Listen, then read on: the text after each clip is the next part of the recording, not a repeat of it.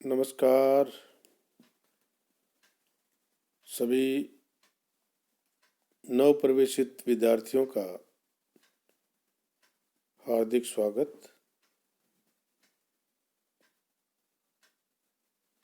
मैं doctor Mahendra Khardiya, assistant professor ABST, department of commerce, government Lohia college Churu. आज का जो हमारा टॉपिक है उसका नाम है भारत में मानव संसाधन लेखांकन। भारत में मानव संसाधन लेखांकन।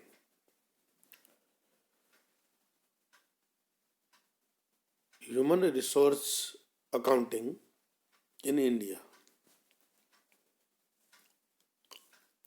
बहुत ही महत्वपूर्ण टॉपिक है,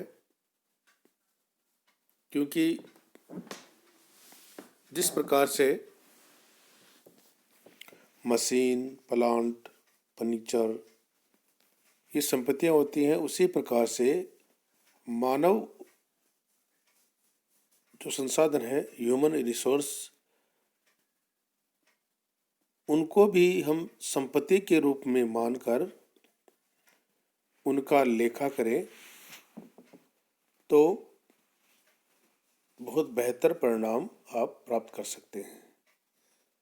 इसी के बारे में भारत में इसकी क्या स्थिति है और कौन कौन सी जो कंपनियां हैं वो इसका लेखांकन प्रारंभ किया है, उनका जो दृष्टिकोण है वो कैसा है, इन सब बातों के बारे में हम बातचीत करेंगे। भारत में मानव संसाधन लेखांकन पिछले कुछ समय से सार्वजनिक क्षेत्र की जो कंपनियां हैं, उन कंपनियों में मानव संपत्तियों को चिट्ठे में दिखाने के प्रति रुझान दृष्टिगत हो रहा है। उनका जो रुझान है वो सकारात्मक हो रहा है और इसमें सबसे जो महत्वपूर्ण भूमिका अदा कर रही हैं वो दो कंपनियां हैं। Number 1 Bharat heavy electricals limited और सीमेंट कॉरपोरेशन ऑफ इंडिया। ये दो हमारी भारत की सार्वजनिक क्षेत्र की कंपनियां हैं और दोनों का जो रुझान है वो दृष्टिगत हो रहा है। इन दोनों कंपनियों ने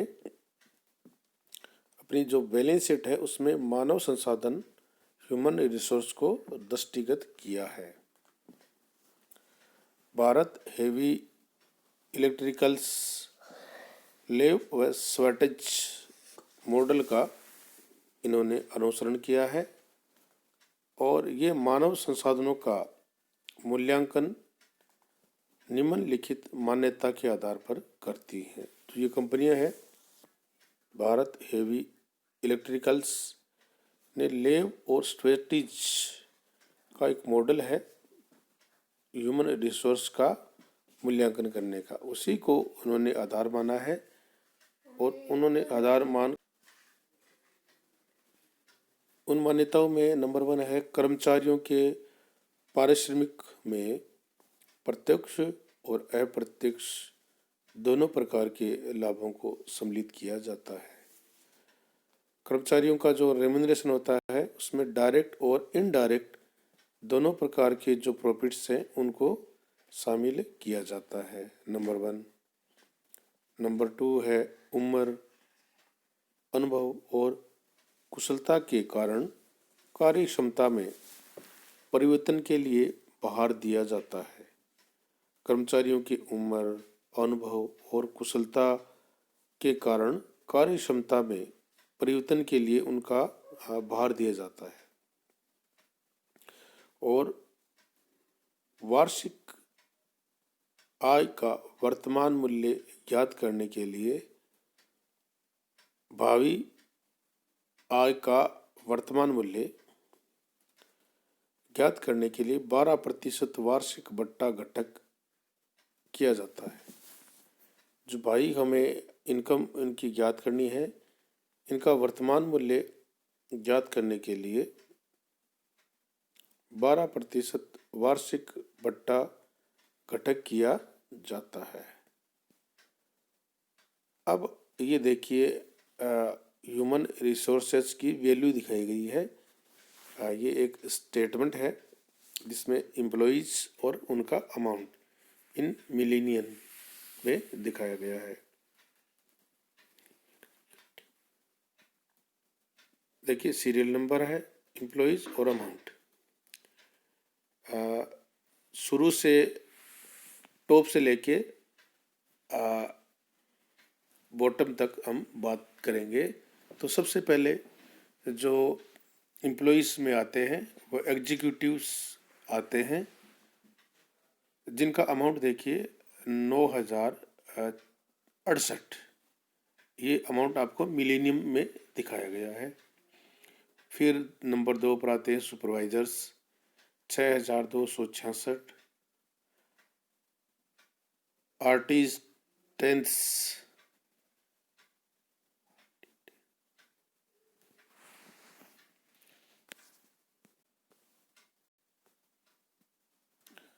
'आर्टिजेंस' जिनका अमाउंट है 9,624।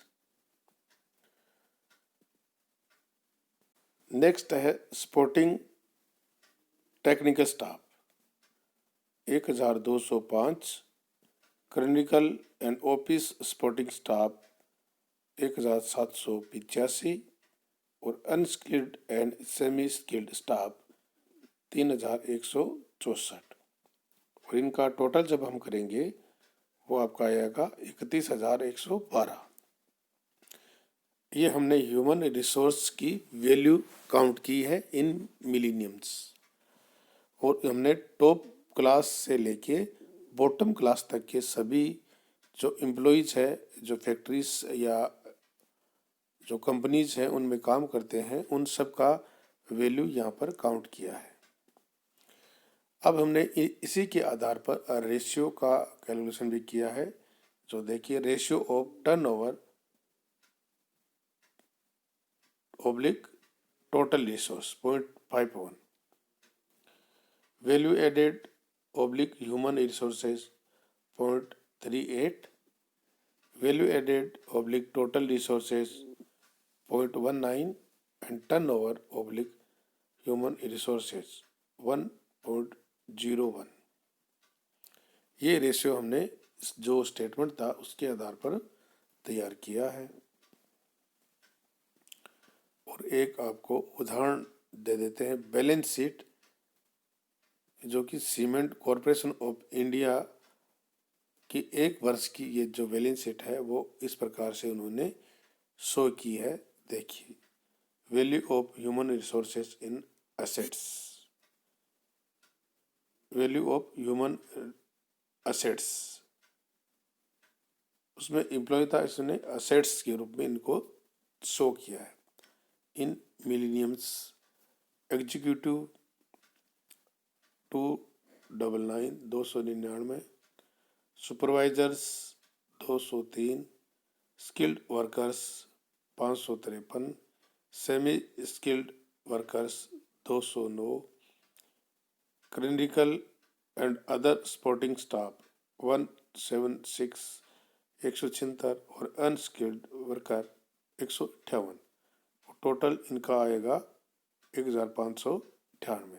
तो इस प्रकार से इन्होंने जो सीमेंट कॉरपोरेशन ऑफ इंडिया है उन्होंने ये बैलेंस शीट में शो किया है ह्यूमन को असेट्स मान के। और टॉप से लेके बॉटम तक के सभी अधिकारी कर्मचारियों को उन्होंने ह्यूमन रिसोर्स मान के यहाँ पर उन्होंने शो किया है। बहुत ही महत्वपूर्ण है ये आने वाले समय के लिए, क्योंकि अगर जो एम्प्लॉय काम करते हैं उनको हम बेहतर तरीके से अपने कंपनियों में जोड़ के रखना चाहते हैं, तो इसके लिए ज़रूरी है कि उनके संबंध में हमें डाटाओं का कलेक्शन करें और उनको असेट्स मान के हम बैलेंस शीट में शो करेंगे, तो इसके बहुत ही अच्छे परिणाम आपको देखने के मिलेंगे। बहुत बहुत धन्यवाद। Thank you.